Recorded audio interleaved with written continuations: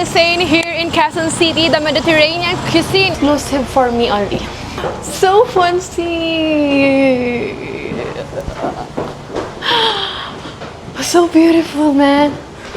So this is hummus. This is appetizer. So I wanna try this. I'm so excited. I feel royal family in this cup. I'm so excited to eat. I'm so hungry talaga. No way!